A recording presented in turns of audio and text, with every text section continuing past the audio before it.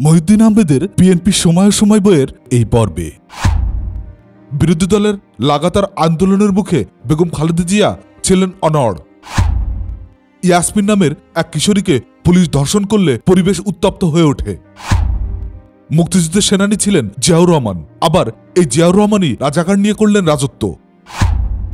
তত্ত্বাবধায়ক সরকারের দাবি 1993 সালে 23 সেপ্টেম্বর আওয়ামী লীগ সংসদে তত্ত্বাবধায়ক সরকারের অধীনে নির্বাচন অনুষ্ঠানের দাবি জানিয়েছিল।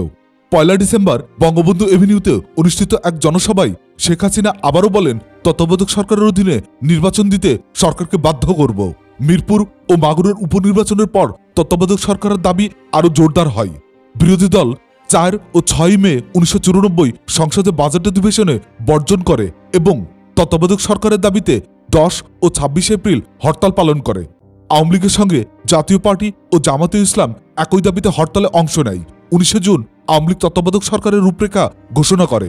তাদের মূল দাবি ছিল অবাধ ও নিরপেক্ষ নির্বাচনের জন্য সংসদ নির্বাচনের আগে একটা নির্দলীয় তত্ত্বাবধায়ক সরকার গঠন করতে হবে। এই জন্য সংবিধান সংশোধন করতে হবে। 27 জুন 1994 আওয়ামী লীগ, জাতীয় পার্টি ও জামাতে ইসলাম এক যৌথ সংবাদ সম্মেলনে নিরপেক্ষ তত্ত্বাবধায়ক সরকারের অধীনে জাতীয় সংসদের সাধারণ নির্বাচন অনুষ্ঠানের রূপরেখা ঘোষণা করে। সংবাদ সম্মেলনে শেখ হাসিনা, মওদুদ আহমেদ ও মতিউর রহমান নিজামী নিজ নিজ দলের পক্ষে উপস্থিত ছিলেন। 3 দলের রূপরেখায় বলা হয়, একটি অবাধ, সুষ্ঠু ও নিরপেক্ষ সাধারণ নির্বাচন অনুষ্ঠানের লক্ষ্যে রাষ্ট্রপতির সংসদ ভেঙে দেওয়ার সঙ্গে সঙ্গে প্রধানমন্ত্রী পদত্যাগ করবেন। রাষ্ট্রপতি অন্তর্বর্তীকালীন সরকার পরিচালনার জন্য জাতীয় সংসদে প্রতিনিধিত্বকারী আন্দোলনরত রাজনৈতিক দলগুলোর পরামর্শক্রমে একজন নির্দলীয় গ্রহণযোগ্য ব্যক্তিকে প্রধানমন্ত্রী নিয়োগ করবেন। অন্তর্বর্তীকালীন সরকারের নিজে সংসদ নির্বাচনের প্রার্থী হবেন না, এমন ব্যক্তিকে সমন্বয়ে একটি মন্ত্রিসভা গঠন করবেন। নির্বাচনের পর নতুন প্রধানমন্ত্রী নিয়োগের সঙ্গে সঙ্গে অন্তর্বর্তীকালীন সরকার অবলুপ্ত হবে। এছাড়া নির্বাচন কমিশন পুনর্গঠন করার দাবিও জানানো হয়। 1 অক্টোবর 1994 মানিক মিয়া এভিনিউ জনসভায় প্রধানমন্ত্রী খালেদা জিয়া বলেন, বিরোধী দলের দাবি ও প্রস্তাব অসাংবিধানিক। তথ্যমন্ত্রী নাজমুল হুদা তত্ত্বাবধায়ক সরকার প্রসঙ্গে নমনীয় বক্তব্য দিলে 4 নভেম্বর তিনি মন্ত্রিসভা থেকে বরখাস্ত হন। সব বিরোধী দল তত্ত্বাবধায়ক সরকারের দাবি আদায়ের লক্ষ্যে সংসদ বর্জনের অব্যাহত রাখে এবং 27 ডিসেম্বর 1994 মধ্যে দাবি মেনে নেওয়ার সময়সীমা বেঁধে দেয়। দাবি পূরণ না হলে 147 জন বিরোধী দলীয় সংসদ 28 ডিসেম্বর একযোগে সংসদ পদত্যাগ করবেন বলে ঘোষণা দেন। বিরোধী দলের লাগাতার আন্দোলনের মুখে বেগম খালেদা জিয়া ছিলেন অনড়। ডিসেম্বরে পদত্যাগ করার আগে আওয়ামী লীগের সংসদেরা 8 সেপ্টেম্বর 1994 আওয়ামী লীগ সংসদীয় দলের নেতা শেখ হাসিনার কাছে পদত্যাগপত্র জমা দেন। এটা ছিল সরকারের উপর চাপ প্রয়োগের একটি কৌশল, কিন্তু খালেদা জিয়া তাতে দমেনি। 9 নভেম্বর প্রধানমন্ত্রীর কার্যালয়ে বিরোধী দলের সদস্যরা অবস্থান ধর্মঘট করেন। সেখানে 2 দলের ব্যাপক সংঘর্ষ হয়। 2 শতাধিক সদস্য আহত হন। বিএনপি সংসদীয় দলের সবাই প্রধানমন্ত্রী খালেদা জিয়া জোরের সঙ্গে বলেন, ক্ষমতা হারাতে পারি, কিন্তু নীতি ও আদর্শচ্যুত হব না। এই সময় ব্যক্তিগত আক্রমণও হতে থাকে। 15 নভেম্বর সাংবাদিকদের সঙ্গে আলাপ করার সময় শেখ হাসিনা খালেদাকে এরশাদের অনুগ্রহজীবী হিসাবে ইঙ্গিত করে বলেন, খালেদা জিয়া এরশাদের বিরুদ্ধে আন্দোলনের সময়ও ব্যাপক সুযোগ সুবিধা নিয়েছেন। বাজারে অবশ্য গুঞ্জন ছিল 1986 সালের সংসদীয় নির্বাচনের সময় আওয়ামী লীগ এরশাদের কাছ থেকে প্রচুর নগদ অর্থ নবায়ন পেয়ে নির্বাচনের মাঠে নেমেছে, আর নির্বাচন না করার জন্য বিএনপিকে যথেষ্ট টাকা দেওয়া হয়েছিল। 28 ডিসেম্বর 1994 জাতীয় সংসদ থেকে আওয়ামী লীগ, ন্যাপ, বাকশাল, জাতীয় পার্টি, এনডিপি ও জামাতে সদস্যরা একযোগে পদত্যাগ করেন। 1 জানুয়ারি 1995 প্রধানমন্ত্রী বিরোধী দলগুলোতে সাংবিধানিক রাজনীতিতে ফিরে আসার জন্য আহ্বান জানান। জানুয়ারি থেকে শুরু হয় বিরোধী দলের 3 দিনব্যাপী হরতাল। 13 জানুয়ারি ডক্টর কামাল হোসেন সংকট উত্তরণের জন্য জাতীয় সরকার গঠনের দাবি জানান। বিএনপি সংসদীয় দলের উপনেতা বদরুজ্জামান চৌধুরী সংলাপের আহ্বান জানালে 18 জানুয়ারি বিরোধী দল ওই প্রস্তাব প্রত্যাখ্যান করে। অনিয়ম ও দুর্নীতি। বিএনপি সরকার শুধু দেশেই নয়, বিদেশেও বিচ্ছিন্ন হয়ে যাচ্ছিল। রাজনৈতিক সংবাদ প্রচারের নিরপেক্ষতা বজায় রাখা হচ্ছে না। এই অভিযোগে জাপান সরকার বাংলাদেশ টেলিভিশনের বিভিন্ন প্রকল্পে অর্থ সহায়তা দেওয়া বন্ধ করার সিদ্ধান্ত জানিয়ে দেয়। বিটিভির 3টি প্রকল্পে প্রত্যাশিত জাপানি সাহায্যের পরিমাণ ছিল বাংলাদেশি মুদ্রায় 150 কোটি। জাপানি দূতাবাসের চিঠিতে বলা হয়, আমাদের জনমতে বিটিভি থেকে প্রচারিত সংবাদ ও তথ্য রাজনৈতিকভাবে নিরপেক্ষ নয় বলে বাংলাদেশে জনমত রয়েছে। কয়েকটি দাতাদেশ ও সংস্থা সরকার পরিচালিত কাজের বিনিময়ে খাদ্য, ভিজিডি পল্লী উন্নয়ন, শিক্ষার জন্য খাদ্য, টেস্ট রিলিফ সহ বিভিন্ন অবকাঠামো উন্নয়নের জন্য কম বরাদ্দ প্রক্রিয়া ও নীতিমালা নিয়ে প্রশ্ন তোলে। দাতাদের ধারণা হল এসব কর্মসূচি বাস্তবায়নের অনেক ক্ষেত্রে অনিয়ম ও দলীয় পক্ষপাতের কারণে প্রকৃত দুস্থ ও অভাবী মানুষ সাহায্য পাচ্ছে না।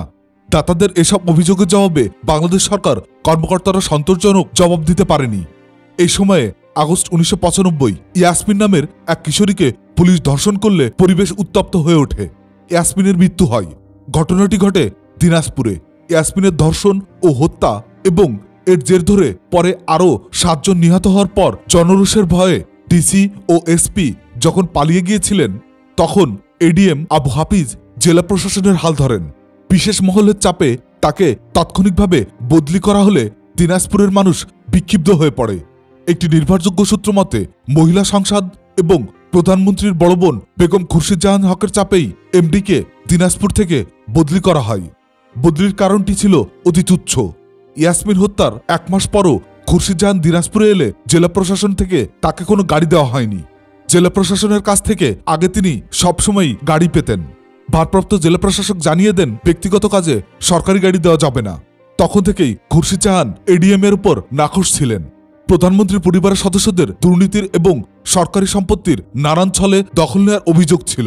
গণমাধ্যমে প্রকাশিত একটি প্রতিবেদনে এই বিষয়ে অনেক তথ্য উঠে আসে। প্রতিবেদনে বলা হয়, বাংলাদেশের শিল্পঋণ সংস্থার অধিগ্রহণকৃত 19 কোটি টাকা মূল্যের একটি শিল্প প্রতিষ্ঠান মাত্র 5 কোটি টাকায় বিক্রি করে দেওয়া হয়েছে। পঞ্চগড়ে অবস্থিত জাজ ডিস্টিলারি নামে এই প্রতিষ্ঠানে বিক্রি করা হয় খালেদা জিয়ার পরিবারের মালিকানাধীন মার্শাল সার্ভিস নামের একটি কোম্পানিকে। কোম্পানির অফিস ছিল ঢাকার কাকরাইলে। শুধু নামমাত্র মূল্যেই এটা বেচা হয়নি। আদালতের নিষেধাজ্ঞা উপেক্ষা করে সংস্থা পরিচালনা পরিষদের অনুমতি ছাড়াই সম্পূর্ণ অবৈধভাবে প্রতিষ্ঠানটি হস্তান্তর করা হয়। এছাড়া প্রধানমন্ত্রীর পরিবার অন্য যেসব শিল্প ও ব্যবসা প্রতিষ্ঠানের মালিক হয়েছে তার মধ্যে আছে ইউনিটেক্স অ্যাপারেল লিমিটেড, ক্রোনোটেক্স, ক্রিমেন্টাল লিমিটেড, টার্টেক্স industry limited, Rahman navigation company limited, Islam trading consortium limited, associate soil engineering limited, Dhaka consulting limited, international trade agency limited, Woodland apparels, Rupshi dairy and fisheries complex, Dhaka hospital limited এবং ট্যান্ডি ডেয়ারিং লিমিটেড। এই প্রতিষ্ঠানের মালিকানায় প্রধানমন্ত্রীর 2 ছেলে তারেক রহমান ও আরাফাত রহমান, ভাই সাইদ ইস্কেন্দার ও তার স্ত্রী নাসিরউদ্দিন সাইদ ছাড়াও রয়েছেন কাজী গালিব আব্দুল সাত্তার, গিয়াসউদ্দিন আল মামুন প্রমুখ। প্রধানমন্ত্রীর পরিবার ততদিনে বিরাট এক আর্থিক সাম্রাজ্যের মালিক বনে গেছে। জামাতের পুনর্বাসন। 71 প্রজন্ম গোলাম আজমকে ভালো করেই চিনত। ইসলাম ও মুসলমান শব্দ ব্যবহার করে যে দলগুলো এদেশের রাজনীতি করত, জামাতে ইসলাম ছিল তাদের মধ্যে প্রধান। 1970 সালের সাধারণ নির্বাচনে তারা বাংলাদেশের জাতীয় পরিষদে কোনো আসন পায়নি। যারা উঠতে বসতে জামাতকে গাল দেয়, ভোটার হিসাবে তারা অনেকেই ছিল জনগণের কাছে নিতান্তই পরিত্যক্ত দল। 1970 সালে জাতীয় পরিষদ নির্বাচনে জামাত সবচেয়ে বেশি ভোট পেয়েছিল বগুড়ায়, 19.8%। এরপরেই জামাতের ভোট বেশি পাওয়ার জেলাগুলোর মধ্যে ছিল দিনাজপুর 13%, খুলনা 12%, রংপুর 10.9%, পাবনা 10.6%, যশোর 10.5%, নোয়াখালী 8% এবং রাজশাহী 6.6%। প্রাদেশিক পরিষদের নির্বাচনের ফলাফল বিশ্লেষণ করলে দেখা যায় আওয়ামী লীগ শতকরা 70.75% ভোট পেয়ে 287 আসনে জয়ী হলেও জামাতে ইসলামী শতকরা 4.50% ভোট পেয়ে একটিমাত্র আসনে জয়ী হয়। 1970 সালের নির্বাচনে আওয়ামী লীগের সঙ্গে জামাতের মোটামুটি প্রতিদ্বন্দ্বিতা হয়েছে। জাতীয় ও প্রাদেশিক পরিষদে যথাক্রমে 44 ও 58% আসনে। যদিও ভোটের ব্যবধান ছিল অনেক, আওয়ামী লীগ নির্বাচনে জয়ী হলেও জামাত ভোটের হিসাবে ছিল দ্বিতীয় বৃহত্তর দল। বাংলাদেশ স্বাধীন হওয়ার পর পাকিস্তান কর্তৃপক্ষের সঙ্গে সহযোগিতা ও মুক্তিযুদ্ধের বিরোধিতা করার অভিযোগে কয়েকটি রাজনৈতিক দলের কার্যক্রম বন্ধ হয়ে যায়। এছাড়া সংবিধানে ধর্মভিত্তিক দল করার ব্যাপারে বিধিনিষেধ থাকার কারণে আপনা আপনি এইসব দল লোকচক্ষুর আড়ালে চলে যায়। এই দলগুলোর মধ্যে ছিল জামাতে ইসলাম, নেজামি ইসলাম, পিডিপি, মুসলিম লীগ, কায়ুম, মুসলিম লীগ কনভেনশন, মুসলিম লীগ কাউন্সিল ও ইসলামী গণতান্ত্রিক দল। জিয়াউর রহমান সংবিধান সংশোধন করায় ইসলাম ভিত্তিক দলগুলোর উপর থেকে নিষেধাজ্ঞা উঠে যায় এবং তারা রাজনীতিতে নিজেদের আবার গঠিত করে। ভোটের সমীকরণে জামাত ইসলামের গুরুত্ব ছিল অনেক। এই সমীকরণটি জামাতকে বিএনপির কাছাকাছি নিয়ে আসে। জামাতের সঙ্গে সম্পর্ক হওয়ার কারণেই বিএনপি পচে গেছে কিংবা পাকিস্তানের দালাল হয়ে গেছে এরকম প্রচারণা আছে। ক্ষমতা রাজনীতিতে ক্ষমতায় যাওয়াটাই হচ্ছে মুখ্য উদ্দেশ্য। এই জন্য প্রয়োজনে রাজনৈতিক দলগুলো শয়তানের সঙ্গে আতাত করতেও পিছপা হয় না। এদেশের রাজনীতিতে তাই জামাতকে নিয়ে বড় দুই দল আওয়ামী লীগ ও বিএনপির মধ্যে টানাহেঁচড়া লেগেই ছিল। উদ্দেশ্য একটাই, ভোটের হিসাব বাড়ানো। 1991 সালের নির্বাচনে বিএনপির সঙ্গে জামাতের সমঝোতা হওয়ার কারণে জামাত ইসলামী সংসদে চতুর্থ দল হতে পেরেছিল। সংসদীয় রাজনীতিতে জামাত 1986 সাল থেকেই পুনর্বাসিত হতে থাকে, কিন্তু 71-এর মুক্তিযুদ্ধের সরাসরি বিরোধিতা করার কারণে তার কোনো নৈতিক বৈধতা ছিল না। জামাতের জন্য এটা খুবই দরকারি ছিল। এজন্য বিএনপির একটা সার্টিফিকেট যথেষ্ট ছিল না, প্রয়োজন ছিল মুক্তিযুদ্ধের নেতৃত্বাধীনকারী দল আওয়ামী লীগের একটি সার্টিফিকেট। আওয়ামী লীগের সহযাত্রী হয়ে বিএনপির বিরুদ্ধে যুগপৎ আন্দোলনে নেমে জামাত আওয়ামী লীগের বন্ধুত্ব ও নৈকট্য পাবে এমন একটা হিসাব মনে মনে করছিল। সেজন্য বিএনপি থেকে মুখ ফিরিয়ে নিতে জামাতের বাধেনি। ভোটের সমীকরণে আওয়ামী লীগও চেয়েছিল জামাত যেন বিএনপির সঙ্গ ছাড়ে। বিএনপি সরকারের বিরুদ্ধে তত্ত্বাবধায়ক সরকারের আন্দোলনে পারস্পরিক বিরোধী এই দুটো রাজনৈতিক দলকে এক মেরুতে নিয়ে আসে, অবশ্য ভিন্ন ভিন্ন উদ্দেশ্যে। নৈতিকতা বিবর্জিত এই সমীকরণ অনেকেই ভালো চোখে দেখেনি।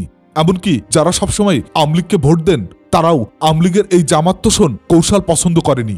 এদেশের নতুন প্রজন্ম 71 জামাতে ইসলামীর চেহারা দেখেনি, গোলাম আজমকে তারা চেনেন না। গোলাম আজমের বিরুদ্ধে আন্দোলন এবং এই প্রক্রিয়ায় তার নাগরিকত্ব ফিরে পাওয়ার মধ্য দিয়ে তিনি রীতিমতো তারকা খ্যাতি পেয়ে গেলেন। অধ্যাপক আহমেদ শরীফের তির্যক মন্তব্য এখানে উল্লেখ না করলেই নয়। 1972 সালের সংবিধান তৈরি করেছিল আওয়ামী লীগ, আবার তা বাতিল বর্জন করল আওয়ামী লীগই। মুক্তিযুদ্ধের সেনানী ছিলেন জিয়াউর রহমান, আবার এই জিয়াউর রহমানই রাজাকার নিয়ে করলেন রাজত্ব। হলেন ইসলামপন্থী, ভারত বিদ্বেষী ও পাকিস্তান প্রেমী। এরশাদ মুসলিমদের খুশি করার জন্য ইসলামকে করলেন নামত রাষ্ট্রধর্ম, যদিও তিনি নিজে ছিলেন পাপ পুণ্যের আস্থাহীন লম্পট, অর্থলিপ্সু, ধূর্ত অমানুষ।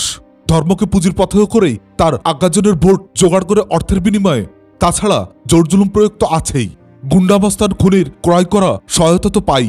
ওই তিন রাজনৈতিক শক্তির আতাত হয়েছে পৌর ইউনিয়ন উপজেলা নির্বাচনের উপলক্ষে।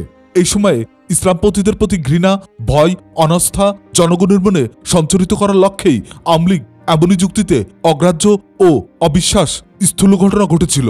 এর সবটাই বানানো। না হইলে সেনা গোয়েন্দা, পুলিশ গোয়েন্দা ও স্থানীয় প্রশাসকদের অজ্ঞাততে একটি দল গড়ে উঠল কি করে? তালেবান বা হিজবুল্লাহর কথা তো যথাসময়ই শোনা গিয়েছিল। বইটির অডিও বুক নিয়মিত শুনতে চ্যানেলটি সাবস্ক্রাইব করে সঙ্গে থাকুন। ভালো থাকবেন।